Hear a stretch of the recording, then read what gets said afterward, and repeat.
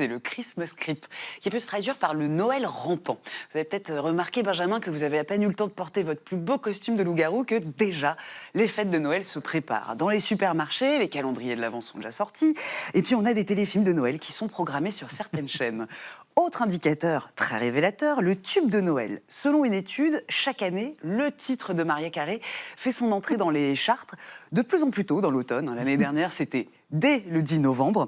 Et la chanteuse, qui est très consciente de ce phénomène, s'en amuse sur les réseaux sociaux et elle vient tout juste d'annoncer le dégel de son tube.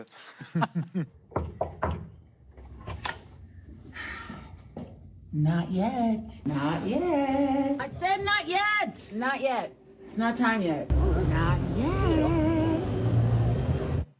Pas encore, mais pourquoi si tôt? Parce que c'est le plus grand événement commercial de l'année, bien plus que le Black Friday qui approche, lui aussi. Et si on achète plus tôt, on aura tendance donc à acheter plus. Pour les commerçants, ça permet de capter en premier le budget fait des consommateurs et puis ça permet aussi d'écouler les stocks.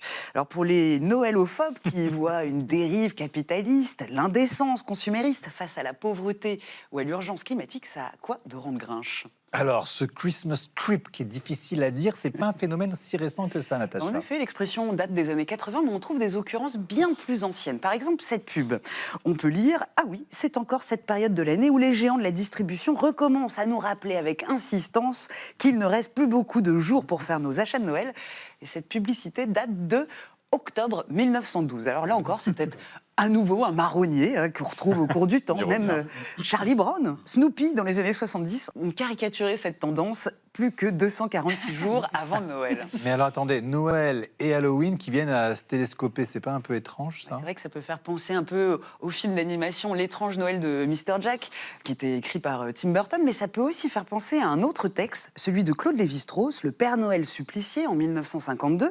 Et l'anthropologue fait un rapprochement très intéressant. Pour lui, ces deux fêtes païennes marquent la progression de l'automne.